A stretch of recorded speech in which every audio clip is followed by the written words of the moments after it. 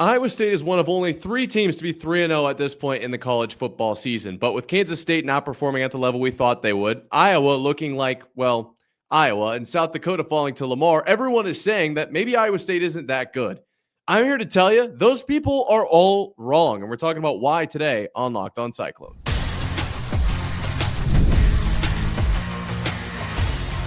You are Locked On Cyclones, your daily podcast on the Iowa State Cyclones, part of the Locked On Podcast Network, your team every day. Welcome in to Locked On Cyclones, part of the Locked On Podcast Network, your team every day. Shout out to you for being here every single day, making this your first watch or listen of the day. I appreciate it more than you know, whether you're watching on YouTube or listening on your favorite podcasting platform. Be sure to hit subscribe so we can prove once and for all that it is, in fact, a Cyclone state. Today, we are talking about Iowa State's great, terrific, superb start to the college football season, going 3-0 through their first 3 games. Always electric. I think we're starting to almost take this for granted, but let's not do that. Let's talk about how good they are, because some people are actually saying, well, maybe Iowa State's not as good as the 3-0 record show. So we'll break down that first. Then we're going to talk about guys like Rocco Becht and Kyle Conradi and how generational they are and how big of a deal this is for Iowa State in the second segment. Finally, we'll round things out with Matt Campbell. Nice little break period before our last game of the first chunk of the season. I know, kind of a weird period to be in here, but let's take a second to reflect on 2 rivalry wins through the first 3 weeks. We are in a great spot here at Iowa State. I couldn't be more excited about this team. Like, genuinely, we are rocking and rolling. Before we dive into everything today, today's episode is brought to you by FanDuel. Football season is here. Visit the FanDuel app today and start planning your futures bets now. Okay, so the Iowa State win over Iowa was really epic, is one of the best ways I can put it. I was, like I said, out on the hill. I witnessed it live. The energy in Ames was unmatched. I mean, everyone was talking about it. Big new kickoff, Barstool, Josh Pate, everyone that was there that's of this higher, kind of talking status was talking about how big of an environment this was, how epic it was by even college, game day proportions, like just how big it felt and how real it felt, from a college standpoint. It wasn't this manufacturer, like, no, everybody in Ames cares. Guess what? I know that. Okay. You know that. I know that. That's what makes Iowa State one of the best colleges out there. But that was really kind of it as far as the positive things people had to say about Iowa State. I was genuinely shocked when I was listening to all these kind of breakdowns and reaction shows. And I will say, I don't generally listen to these that much, but I was kind of just want to hear what people say about Iowa State beating Iowa. Like, I just kind of want to hear. It's kind of like when, you're like, oh, I don't feel like I look that good in these glasses. And someone's like, oh, you look great in those glasses. Like, you knew you looked okay in the glasses. You just want to hear someone say it. I'm listening to these podcasts literally just to hear people say how good Iowa State is. And I was let down by almost everyone talking about how terrible Iowa is. That was basically all I heard on all of these shows. There was a comment or two. Oh, yeah, no, Iowa State played really well. Rocco Becht did this. Kyle Conradi, unbelievable. They had some defensive plays. Man, Iowa this, Iowa that. I'm like, I just was shocked by that, because I thought we were having these conversations of how good Iowa State is and how we're turning this page. And I guess maybe that's just me. Maybe I'm in my own little bubble here and I'm missing it. We'll talk about the AP poll here today at some point as well. But this stat was thrown around. And I think that this is worth mentioning, because while there is a little bit of irritation on my end about how Iowa State was kind of treated in these post-game breakdowns, whatever, there is a little bit of truth to this. Okay, so let's talk about it. Let's go actually back to the first game we played. A little pivot on you here. Kansas State. We beat Kansas State 24-21 in Ireland. Okay, Kansas State then comes back, struggles against North Dakota, ekes out a win 38-35, and then falls to Army 24-21. So 3 games decided by 3 points, exactly 3 points for Kansas State, and they are now 1-2. Okay, obviously the loss to Army doesn't look great. Obviously, barely getting the win over North Dakota doesn't look great. And this was something that Drake Toll mentioned on this program, that, hey, you guys kind of want to root for Kansas State to play well the rest of the season, so it makes your accomplishment look better. I agreed 100%. Now we're in a situation where It's, oh, well, Iowa State did have a win over ranked Kansas State, but should they have been ranked? Like, were they actually that good? I've got answers to these questions. Don't worry. But it is worth noting Kansas State struggling right now. Then you go on to South Dakota, this team that everyone talked about from the FCS being one of the best teams, semifinalists, all this, that, and the other. Iowa State beats them 55-7. I have no issues with that at all. But then falling to Lamar, an unranked Lamar, 13-20, doesn't look great. Doesn't look great for Iowa State that South Dakota does that. Okay, well, now we've got Iowa. Of course, Iowa, we all know what happened against Albany and Mark Gronowski's stat line in the run game, what they had. I think that's a positive, but overall against Albany, putting up 34 points, not like the craziest thing of all time. And then this stat comes out from Arbitrary Analytics on Twitter saying that Iowa quarterback Mark Gronowski has broken the record. Whoa, that seems like good news. Oh, for fewest passing yards, 127 by a Big Ten quarterback through the first 2 games of a season, minimum 35 attempts since 1995. Kane Coulter previously held the record with 177 through 2 games in 2012. So Mark beat that by 50 yards. There is a little bit of truth in the fact that all of these teams that Iowa State is playing are struggling post Iowa State. Now, really quickly to kind of put those to rest, those conversations to rest, I think Kansas State struggled with coming back from Ireland, and obviously losing their running back 1 is going to be a problem. Okay. I don't think that they were necessarily ranked unfairly or at the right spot, or excuse me, at the wrong spot before the season. I think that they were probably right about where they should have been. Then you lose Edwards and you come back from Ireland off a loss. Like that was what Matt Campbell was talking about. If Iowa State loses that game, how do they respond, right? How does his team actually handle that? That's a huge emotional deal to go over to Ireland, play a rival, and then you got to come back and you get right back on it. Coming off a win is going to be a lot easier. I think coming off that loss, and we've seen this from teams in the past. Look at Florida State last season. What happened to them? Team that was right in it, should have maybe even been in the college football playoff, goes to Ireland, loses, and then it's like last season was maybe the worst of all time. So there's that. As far as South Dakota goes, I mean, you get the brakes beaten off you by Iowa State. There's going to be a little bit of a, do we even know how to play football? Like, did we forget 55-7? And then Iowa, I mean, Iowa's going to be Iowa, right? Like Iowa, I don't think Mark Gronowski happened to Iowa. I think Iowa happened to Mark Gronowski, something I've been hearing thrown around all day, and I completely agree. The positive for the Iowa game was just how well Iowa State's defense stopped the run game for Iowa. Now I'm going to hear comments about, well, you didn't have to worry about the pass, and that's definitely something we'll talk about. But you still held them, right? Like they didn't run for 300 yards on you. I just think that's I can't hear all of this of Iowa State is playing nobodies and being 14 in the AP poll is completely fraudulent. Look, you got to play who's in front of you, and I think Iowa State is handling every game. When you watch the actual games, I think Iowa State's playing really well. That's really where it comes from. They're taking the situations in front of them, and they are handling them in a way that makes a lot of sense for the most part. There are some special teams plays that are being made that I don't necessarily love. That being said, Iowa State does come in at 14 in the AP poll. You got teams like Oklahoma, Clemson, interesting ahead of them. I'm not even going to lie to you. The AP poll at week 3 does not matter, but Iowa State comes in at 14. USF comes in at 18, so that's worth something. But Iowa State, the highest ranked Big 12 team. You've got Utah at 20 and Texas Tech, at 21. So there is that. I think Iowa State is definitely the best team in the Big 12. And to just put all those conversations to rest, like, go watch the tape. I know you've watched the tape, and I know I've seen it. But Iowa State is not just some team who's like barely getting by in these, and it's like a lucky play here or there. Like, Iowa State's playing well in every single one of these games. Now, was the tip, double tip, actually based on the video that was released yesterday, play to X, it was intended, but then it ends up being the 17-yard gain and first down. Was that a bit lucky? Yes, but we talked about how important that was.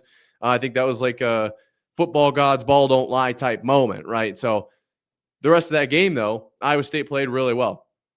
Iowa State did what they needed to do. They executed their game plan that they went in with, and they came away with a victory in a tough Cyhawk rivalry game. Other than that, Kansas State, I've made the argument, I think they maybe could have won that one by 30 points. It was like 35-17 or whatever was like realistically what that game could have been. So 18 points as opposed to the 3 that it was. And then you beat South Dakota by 48. So the way I see it isn't that Iowa State is like this fraudulent 3-0 team. That's just, I think, completely incorrect, to be completely honest. And it's because of players like Rocco Becht and like Kyle Conrarty. So we're going to have to talk about them.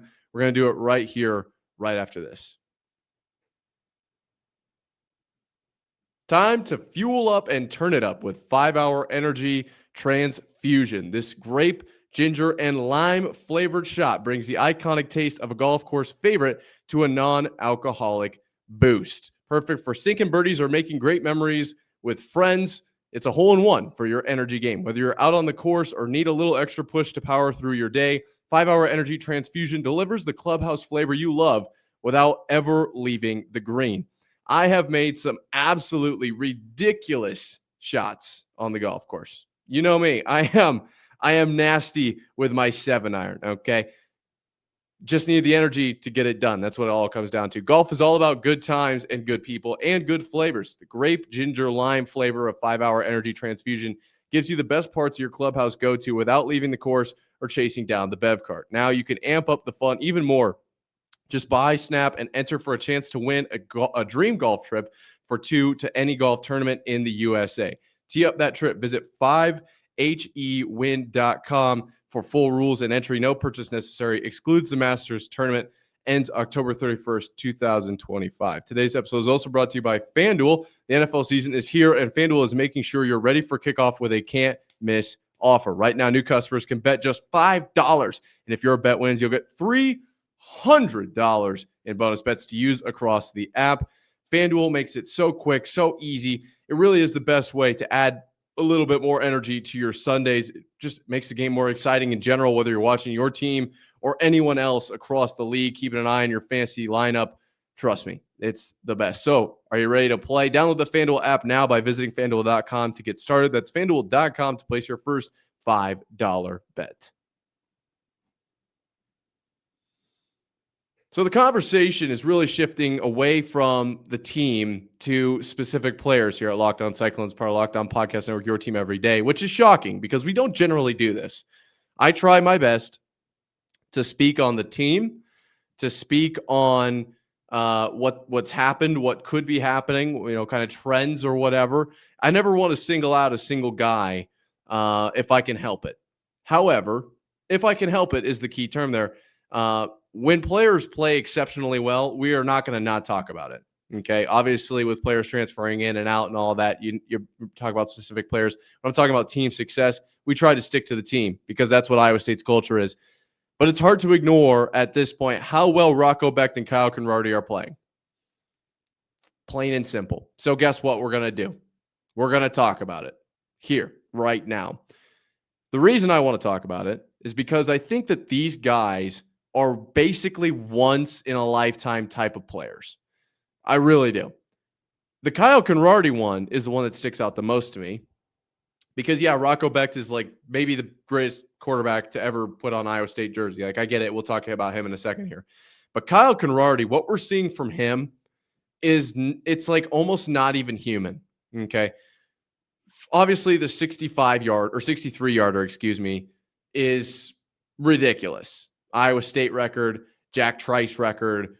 That doesn't take a super brain to figure out how good that is. 2025 stats, Kyle Conrarty is 85.7% from the field goal position and 100% from the extra point. Okay, he scored 26 points for Iowa State this season. Over his career in 2024, he was 75% with a field goal. And then extra points, he was 46 of 48. He had 109 points last season. That is some ridiculous consistency. You just don't see that often. It is so easy for everyone to say, and I can't tell you how many times I've heard this, well, it's their only job. Like, of course, they need to be able to go out there and make these kicks. Okay, that's entirely fair. I will give it to you. That is kind of the purpose of them putting on the pads come Saturdays. But when you have a guy, a true freshman, a true sophomore, trotting out to kick 54-yarders to defeat a rival, maybe the strongest rivalry within, I guess, basically is the border war like up there. I'm not exactly sure what the one that would maybe be better than Cyhawk rivalry is. In my opinion, the Cyhawk rivalry, just because I live in the state of Iowa and I was raised here, like I know how huge this rivalry is, and so does he. He's from Dubuque. So going out there and nailing a 54-yarder as a true freshman, unbelievable. Nailing a 54-yarder now as a sophomore, I guess you could say slightly less unbelievable because he's done it in the past, but it doesn't matter.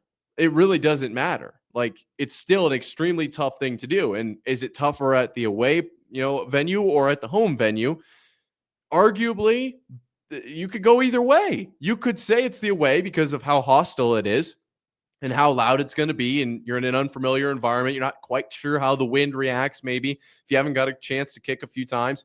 And at home, everybody's watching every time you kick, but at home, they're all right here. So it kind of depends on the player. Is it somebody who likes to be watched and feels like they're being reassured? Or is it somebody who's like, look away when I go to do this really quick?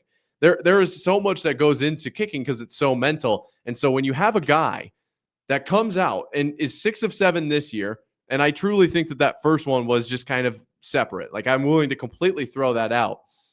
Kyle Conrarty, inside of 40 yards over the last 2 years, is 29?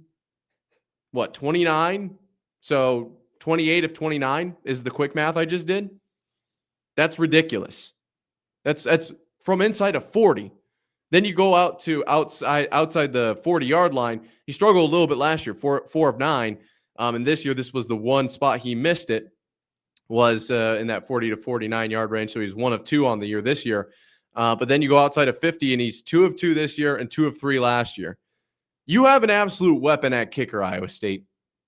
Matt Campbell, Rocco Becht.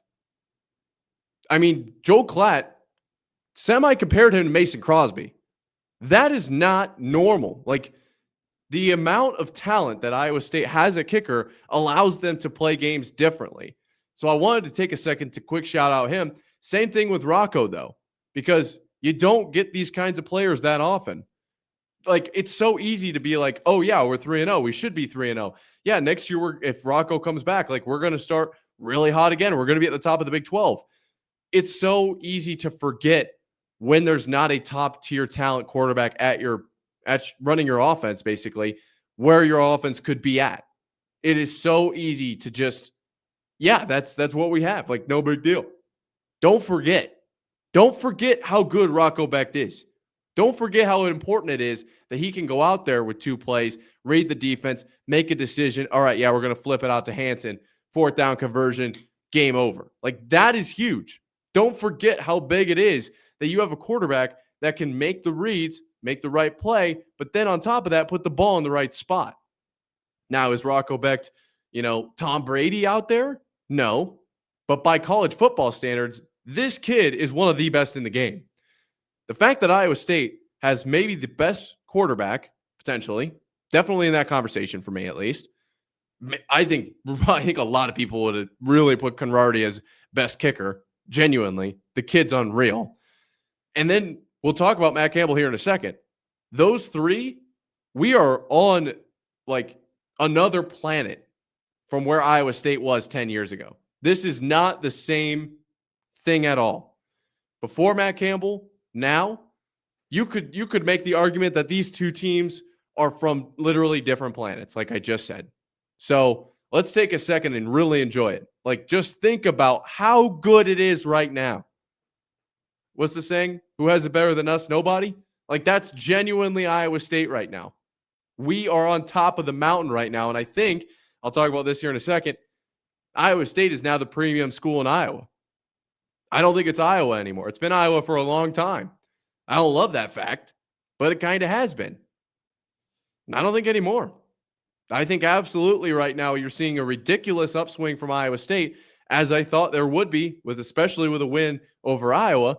But over even the last 2-3 years, I think we are seeing Iowa State propel itself to now the premier school in the state of Iowa. I think Matt Campbell is a huge reason for that. And we'll talk about that coming up here in just a second. College football is back, and I could not be more excited. The tailgates, the rivalries, the energy in the stands, they're just nothing like it. But let's be real. Actually getting tickets can feel like more of a battle than the game itself. Endless queues, hidden fees, prices jumping at checkout. That's why I use Game Time, the app that gives the advantage back to the fans. It's the easiest way to score last-minute tickets at the best prices with no surprise fees. What you see is what you pay.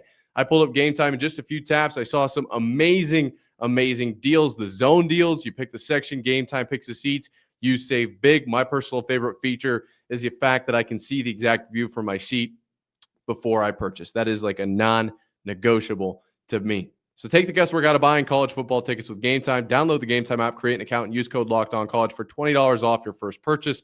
Terms apply. Again, that's promo code LOCKEDONCOLLEGE for $20 off. Swipe, tap, ticket, go. Download Game Time today. We went from how good is Iowa State as a team to how good are these players on Iowa State to now how good is Iowa State's head coach. Iowa State is on a ridiculous run of being the best maybe of all time.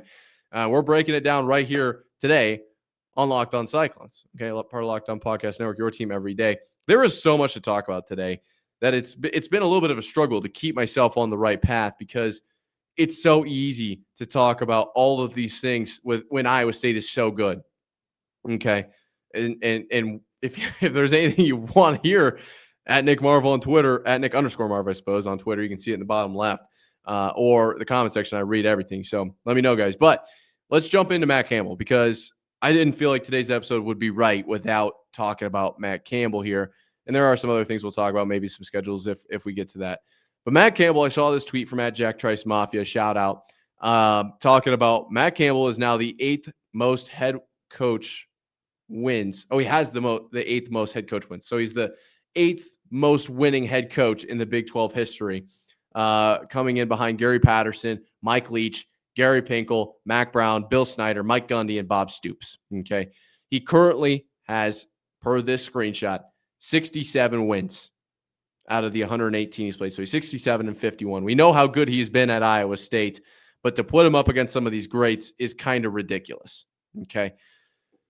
Matt Campbell has single-handedly turned this program into, like I just said, in my opinion, the premier program in the state of Iowa.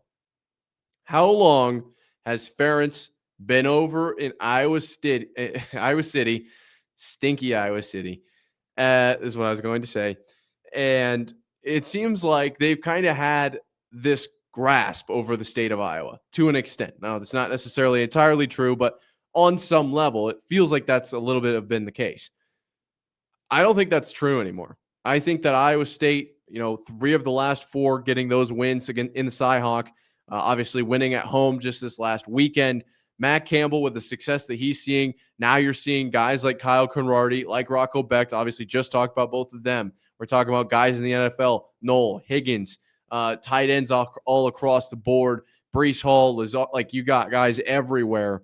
McDonald, like Iowa State is turning out NFL caliber players and is competing at the Big 12 level as well. So what does that mean? Well, I hate to have a recruiting speech here in the middle of September, but we are now seeing a program that is so far up and to the right, more winners want to come to Iowa State. And what does that do? Well, I don't know if you're familiar with exponentials. I am not, but I think that they go like this. And for those of you listening, it just builds like a snowball. Okay. There was an interesting study I read about one time talking about kids who are older in their grades are generally and bigger in size in their grades are generally better at athletics because as they are the good kid in their class at whatever sport it is, all the other kids are like, oh, get him the ball. We want to win. Then they get more practice because they're getting the ball more. And it's this exponential curve where they end up being really good at sports because they were so good early on. They got all this practice just by kind of act of playing. Everyone else wanted them to have it because, well, you want to win. It's the same concept for Iowa State here. Matt Campbell has taken this program and turned it into a winning program, into a culture-based, NFL churning out talent content, or content. Why do I keep saying content? NFL caliber churning out machine, essentially, or putting these players in the NFL. And now, obviously, we've seen what Iowa State does as far as postseason. 2 appearances in the Big 12 championship. How's Matt Campbell doing in bowl games, right? So now, because Iowa State is starting to win more, good players are starting to be like, well, it could be Iowa or it could be Iowa State. I don't see a huge difference. I actually think Iowa State has a better chance at putting me in the NFL. I think Iowa State has a better chance of making the conference championship. Obviously, they have the best chance at making the Big 12 championship in comparison to Iowa. But you're seeing now, even in comparison to Iowa, an in-state rival, Iowa State is now taking that kind of crown. And that's only going to propel them to new heights. You're only going to bring in better players, which means you're only going to succeed more, because Matt Campbell, I tell you what, Matt Campbell's the best coach around. So there is no we're not going to utilize the talent or whatever. No. If you have good players in the building, Matt Campbell's going to win. So then you win more, which means you're bringing better players, which means you win more. And then we're just boom. And Matt Campbell basically ran dynasty mode at Iowa State on some level, which is kind of ridiculous. We are seeing the beginning of something great. And I talked about it with Rocco and with Conrarty and now with Campbell. And you could talk about it with all of the coaches, because everybody heard the story of Mauser, right? You don't have a coach that his OC essentially just breaks up with his girlfriend to stay with. And then that's not like, oh yeah, that guy must stink at coaching. That's not the conversation. The conversation is that guy must be unreal if he's willing to stick with him through that. That, or the fact that Ames is maybe the greatest city of all time. There could be a portion of that as well. It's hard to believe where Iowa State is at in comparison to the last, however long you want to go, however far back you want to go. Iowa State's in the best spot they've been in ever, and it's only going to go up. Just let that sink in, genuinely. Because looking at the Big 12, how is Iowa State not at the top of it right now? I don't think you can answer that. I think Iowa State is, bar none, the top of the Big 12 at this moment in time. Now, at the end of the season, we'll see where they're at. But when was the last time you could confidently say, maybe last year, but outside of that Iowa State was by far at the top of the Big 12? It's probably been a while. Probably been a while. Now this is becoming more of the reality. This is becoming much more common. Iowa State was a national story last year with their historic start. How are they going to do it again? How are they going to do it without their wide receivers? They're getting it done. Matt Campbell is getting it done. The boys in the locker room are bought in. Every single player that is out there on the field is playing like their life depends on it. And Matt Campbell is coaching like his life depends on it. And now you're seeing a football team that is genuinely, not just by standings, the top of the Big 12. What an honor it is to be a Cyclone fan right now. It's kind of really the end of my speech here. I just wanted to acknowledge that, because that is not, it's ridiculous. It is awesome on every level. So thank you guys so much for listening. If you disagree, I'd be shocked, but let me know at Nick_Marv or in the comment section down below. Let's go get Arkansas State, start 4-0, and then go into the bye feeling really, really solid. That'd be pretty sweet, huh? Until next time, Cyclone fans, sign out.